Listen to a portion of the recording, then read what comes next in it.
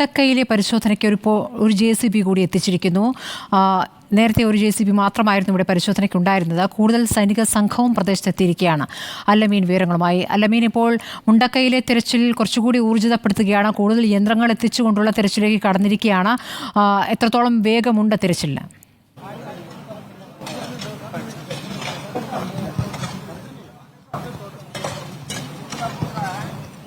സ്മൃതി, നിരവധി മൃതദേഹങ്ങൾ ഇവിടെ നിന്ന് ഇനിയും കിട്ടാനുണ്ട്. 7 മൃതദേഹങ്ങളാണ് ഇപ്പോൾ കണക്ക് പ്രകാരം ഈ മുണ്ടക്കൈ പ്രദേശത്ത് നിന്ന് 3 വീടുകളിൽ നിന്നായി ലഭിക്കേണ്ടത്. അതുകൊണ്ട് തന്നെ കഴിഞ്ഞ ദിവസങ്ങളൊക്കെ പരിശോധന നടത്തിയിരുന്നു. ഇന്ന് പക്ഷേ കുറച്ചുകൂടി ഊർജിതമാക്കുകയാണ് പരിശോധന. അതിലേറ്റവും അനുഗ്രഹമായ ഒരു സാഹചര്യം കാലാവസ്ഥയുടെ മാറ്റമാണ്.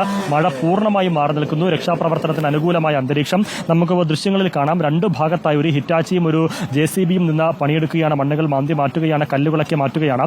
തുടക്കത്തിൽ നമ്മൾ നേരത്തെയൊക്കെ ഇവിടുന്ന് വാർത്തകൾ നൽകുമ്പോൾ ഒരു ഹിറ്റാച്ചി മാത്രമായിരുന്നു ഉണ്ടായിരുന്നെങ്കിൽ ഇപ്പോൾ രണ്ടാമതൊരു JCB കൂടി ഇവിടെ എത്തിച്ചിരിക്കുകയാണ്.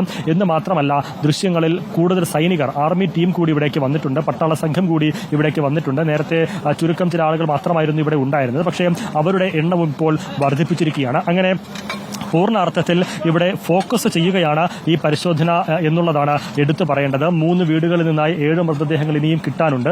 നിരവധി കോൺക്രീറ്റ് പാളികളും പാറക്കല്ലുകളുമൊക്കെ നിറഞ്ഞു കിടക്കുന്നു. എന്ന് മാത്രമല്ല, നമ്മൾ നേരത്തെ നൽകിയ വാർത്തയിൽ ഈ മാപ്പിംഗ് നടത്തിയപ്പോൾ മുണ്ടക്കയിൽ ഉൾപ്പെടെ കൂടുതൽ മൃതദേഹങ്ങൾ മണ്ണിനടിയിൽ ഉണ്ടാകാനുള്ള സാധ്യത പറയുന്നുണ്ട്. സ്വാഭാവികമായും അതുകൊണ്ടുകൂടിയാണ് അത്തരം ഇടങ്ങളിൽ കേന്ദ്രീകരിച്ച് പരിശോധന നടത്താനുള്ള ഒരു തീരുമാനം അധികൃതർ കൈക്കൊണ്ടിട്ടുണ്ടാകും. അതുകൊണ്ടാണ് നമുക്കറിയാം, വലിയൊരു ജനസഞ്ചയത്തെ നമുക്കിവിടെ കാണാം. ഈ ജനസഞ്ചയം കാഴ്ച കാണാൻ വേണ്ടി വന്നവരല്ല. ഇന്നത്തെ റെസ്ക്യൂ ഓപ്പറേഷന് വേണ്ടി അധികൃതർ ചുമതലപ്പെടുത്തിയ ആളുകളാണ്. വിവിധ സംഘങ്ങളായി തിരിഞ്ഞുകൊണ്ടാണ് ഈ പരിശോധന നടക്കുന്നത്. ഇപ്പോൾ നമ്മുടെ ദൃശ്യങ്ങളിൽ കാണുന്ന വോൾവോ ഹിറ്റാച്ചി പണിയെടുക്കുന്നത്, അല്ലെങ്കിൽ അവിടെ പ്രവർത്തിച്ചുകൊണ്ടിരിക്കുന്നത്, നമ്മോട് നേരത്തെ സംസാരിച്ച സുനിൽകുമാറിന്റെ വീടിന്റെ മുന്നിൽ നിന്നാണ്.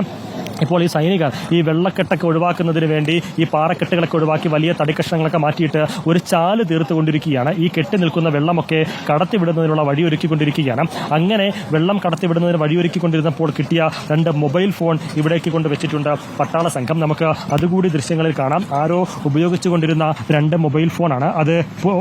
1 മൊബൈൽ ഫോണാണ്. 2 ഭാഗമായി പൊട്ടിപ്പൊളിഞ്ഞു പോയ ഒരു സാഹചര്യം കൂടിയുണ്ട്. ഈ ദുരന്തത്തിലകപ്പെട്ട ആരുടെയും മൊബൈൽ ഫോണാണ് എന്നുള്ള കാര്യത്തിൽ സംശയമില്ല. അതെല്ലാം തകർന്നു പോയി. ബന്ധുക്കൾക്ക് വിളിച്ചാൽ പോലും കിട്ടാനാകാത്ത അവസ്ഥയിലേക്ക് ഇത് മാറുകയും ചെയ്തിട്ടുണ്ട്. നമ്മുടെ സുനിൽകുമാറൊക്കെ നേരത്തെ പറഞ്ഞിരുന്നു, സുദേവന്റെ വീട്ടിലുമൊക്കെ വന്ന് ഫോണിൽ ബെല്ലടിക്കുമ്പോൾ വീടുകളിൽ റിങ് ചെയ്തിരുന്നു എന്നുള്ളത് നേരത്തെ പറഞ്ഞിരുന്നു അവർ. അത്തരത്തിൽ മൊബൈൽ ഫോണൊക്കെ നഷ്ടപ്പെട്ട സാഹചര്യം. വീടിന്റെ മെത്ത, ഗ്യാസ് സിലിണ്ടർ, അതുപോലെ തന്നെ തലയണ, TV ഉൾപ്പെടെയുള്ള പെട്ടി, മറ്റ് സാധനങ്ങൾ, വീട്ടു സാധനങ്ങൾ ഉൾപ്പെടെ ഇവിടേക്ക് വന്നിങ്ങനെ തമ്പഴിഞ്ഞു കിടക്കുകയാണ്. വലിയ ബാഗുകളും ചെരുപ്പുകളും ഒക്കെ നമുക്കിവിടെ കാണുകയും ചെയ്യാം. സുദേവന്റെ വീട്ടിൽ നിന്ന് നേരത്തെ നടത്തിയ പരിശോധനയിൽ ആധാർ കാർഡ്, സുദേവന്റെ അമ്മയുടെ ആധാർ കാർഡ്, മറ്റുള്ളവരുടെ രേഖകളൊക്കെ ബന്ധുക്കൾക്ക് ലഭിച്ചിരുന്നു. സുദേവന്റെ സഹോദരൻ വന്നപ്പോൾ ഇവിടെ പരിശോധിച്ചപ്പോൾ സുദേവന്റെ വിവാഹ ചിത്രങ്ങളടക്കം, കുടുംബത്തിന്റെ വിവാഹ ചിത്രങ്ങളടക്കം ലഭിക്കുകയായിരുന്നു.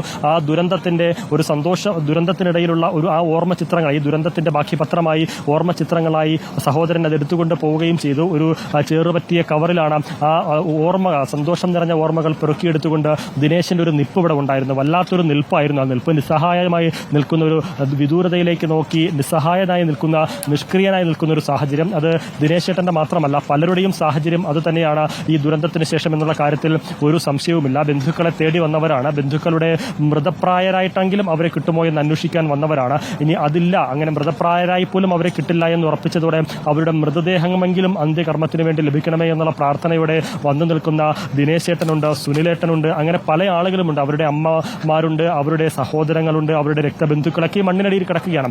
അവർക്ക് വേണ്ടിയുള്ള പരിശോധനയാണ് ഇപ്പോൾ മുണ്ടക്കയിൽ വ്യാപകമായി തന്നെ നടന്നുകൊണ്ടിരിക്കുന്നത്.